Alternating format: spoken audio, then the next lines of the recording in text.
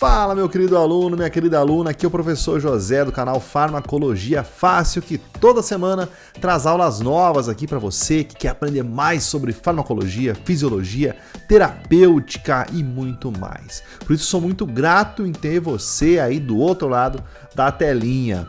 E nesse mês, várias aulas novas estão sendo postadas aqui no nosso canal. Os nossos seguidores, tenho certeza que estão curtindo muito essas novas aulas e você, claro, se não é um seguidor já, se não é um inscrito no nosso canal, eu peço que já se inscreva, ative as notificações para receber de antemão cada vídeo postado que é feito com muito amor desse professor. E nessa aula nós vamos responder uma pergunta muito interessante. Será que a metformina causa acidose lática? Vai dizer que não é interessante. Metformina é um medicamento utilizado para diabetes, né? Utilizado desde o início dos quadros mais leves de diabetes tipo 2, por exemplo, até na associação com insulina. E a acidose lática, um engano da reação bioquímica da glicose, o que está acontecendo? Afinal, pode ou não pode causar? Vamos ver, eu e você nessa aula.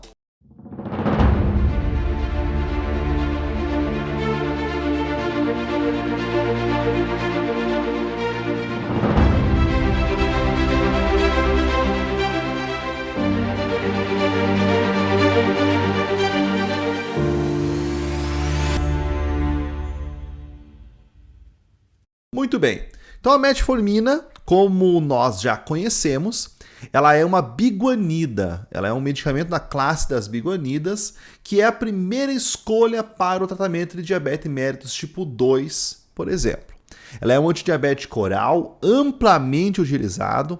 Por quê? Porque ela tem baixa toxicidade, tem uma facilidade enorme de administração e uma grande eficácia farmacoterapêutica. Então, essa é a metformina. E afinal, o que é acidose lática? O que significa isso? O que é acidose lática? Bom, a acidose lática é uma acidose metabólica. Podemos considerar um tipo de acidose metabólica, que ela é gerada pelo excesso de piruvato, uma substância que vem do metabolismo da glicose, por exemplo, a glicólise. Então esse piruvato, quando é muito produzido, quando ele é produzido em excesso, a mitocôndria não dá conta de metabolizar esse piruvato, ele vai então dar origem a um ácido lático e assim começa um processo de acidose metabólica que acidifica o nosso sangue. Então é ruim, diga-se de passagem. Então a metformina é um medicamento tão utilizado, tão empregado no tratamento da diabetes e uma reação adversa tão importante. Será que existe relação entre os dois? Bem, pessoal, vamos ao mecanismo da metformina antes de mais nada. A metformina, ela vai induzir, olha como mostra a imagem aqui. Nós temos aqui a entrada da metformina, olha que beleza, dentro da célula por um transportador chamado OCT1. Isso acontece especialmente dentro do nosso fígado, no tecido hepático. E lá ela vai bloquear alguns complexos que geram a ativação de uma enzima chamada AMP cíclico.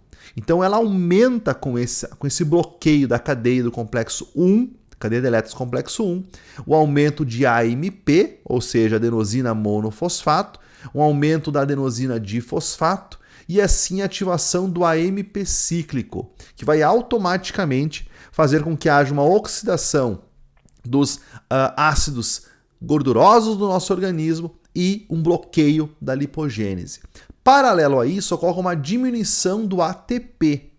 E essa diminuição do ATP vai repercutir diretamente na cadeia chamada gliconeogênese, ou seja, no processo de produção de glicose a partir de aminoácidos e de gordura.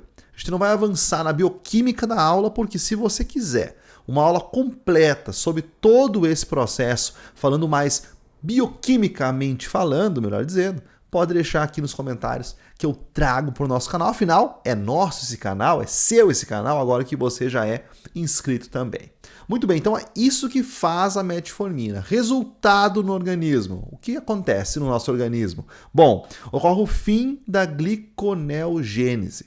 A maior parte da ação da metformina é isso: bloquear a gliconeogênese no tecido hepático principalmente. Então não há mais produção de glicose. Lembra que a diabetes ela é o acúmulo de glicose no sangue, e esse acúmulo de glicose no sangue ele vem de uma falha no efeito da insulina, né, em transportar, em abrir, em estimular as células musculares a permitir a entrada de glicose, e também, claro, nos hábitos alimentares que geram até a resistência insulínica, mas os hábitos alimentares da ingesta excessiva de carboidratos e também da produção de glicose endógena, da gliconeogênese.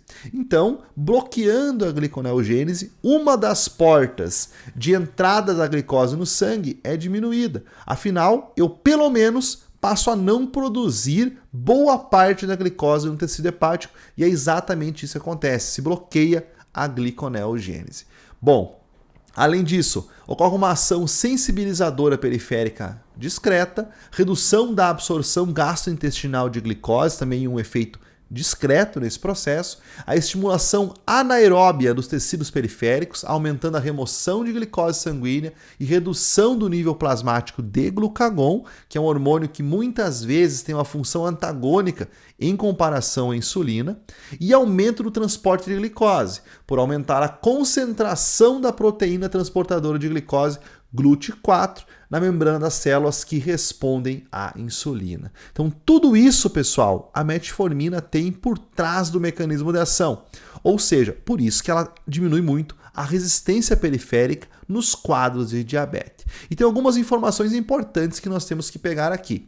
A gliconeogênese e a glicólise, que é a quebra da glicose, e a gliconeogênese, a produção de glicose a partir de gordura e de aminoácidos, proteína, eles têm uma cadeia enzimática de produção que divide várias enzimas. A mesma enzima, o mesmo caminho muitas vezes acontece produzindo glicose ou quebrando glicose. Lembrando que a acidose lática é derivada principalmente do excesso de piruvato, que advém da glicose, na glicólise. Então, quando a glicólise acontece em excesso, o piruvato acumula e pode gerar, então, uma acidose lática. A gliconeogênese é o contrário disso. É a produção de glicose, a utilização de outras substâncias na produção de glicose.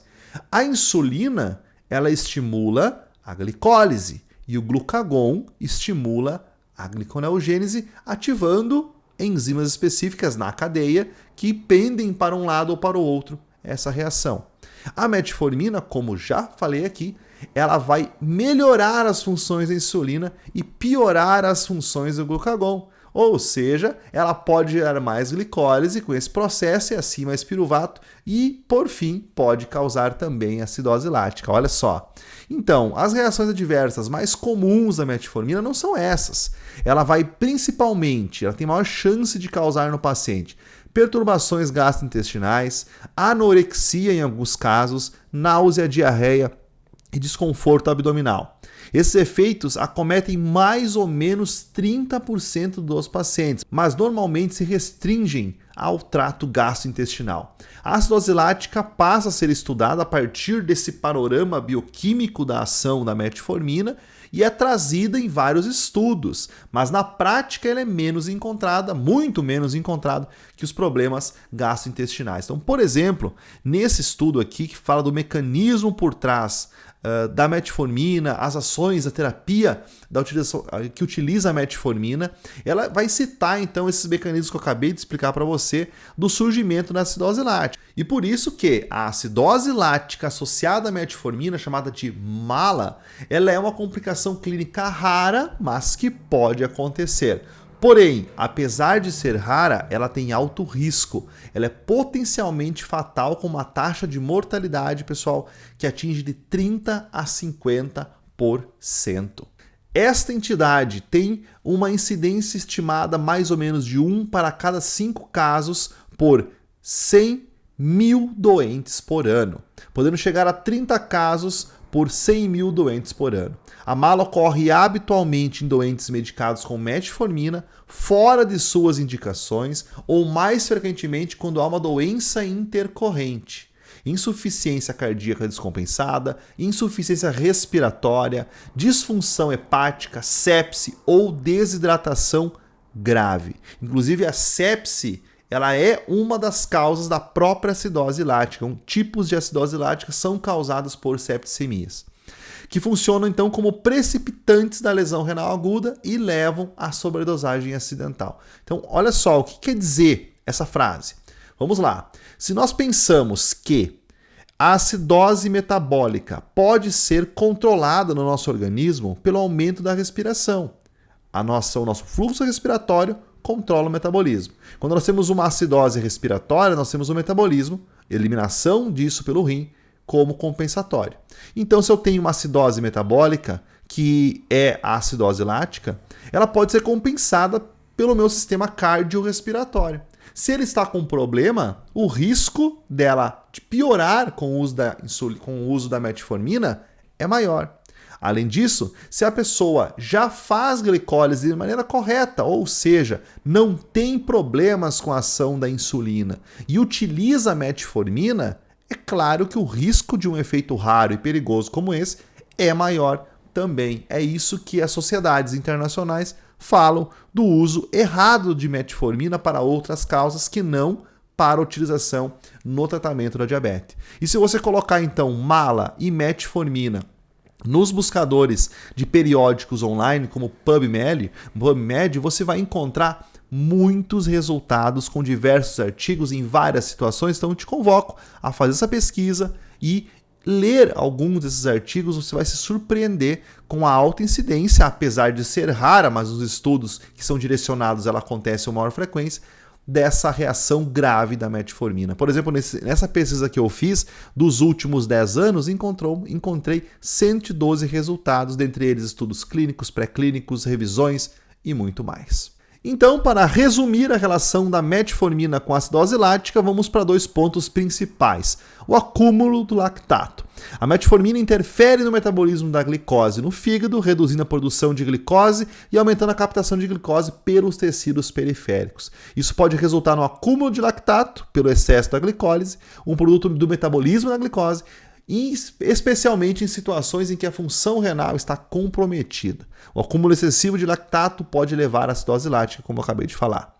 E o número 2, redução da função renal. Se a função renal está prejudicada, pode ocorrer uma sobredosagem não intencional da metformina pela falta da eliminação. Muito bem, galera! E aí, você sabia desse efeito adverso da metformina? Esse efeito raro pelo uso da metformina? Por isso que eu sempre digo, essa história de utilizar um medicamento para uma indicação que não é a dele pode dar problema e vai.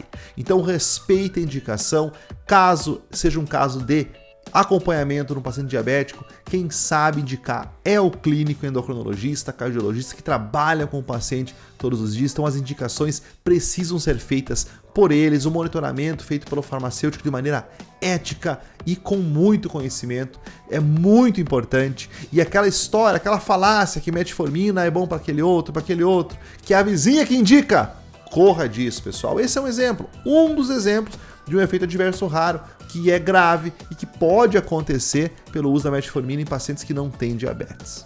Show? Se você tem mais alguma dúvida como essa, uma reação rara, difícil de encontrar e que você quer saber se tem relação mesmo com o uso do medicamento, deixa aqui nos comentários depois que você se inscrever e ativar as notificações. Show de bola, galera? Então, até a próxima aula aqui do nosso canal Farmacologia Fácil.